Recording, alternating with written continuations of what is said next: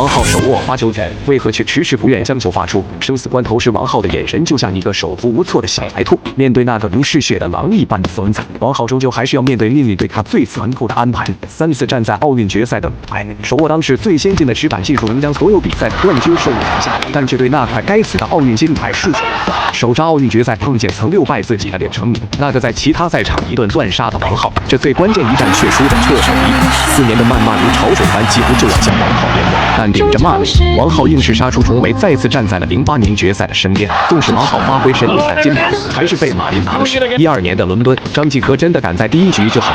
暂停回来霸王赢一招，就好像是彻底熄了王浩心里的那盏灯，犹犹豫豫的出手，勉勉强强的侧身，面对张继科的逆旋发球，王浩终究还是束手无策。难道这一次又要是银牌？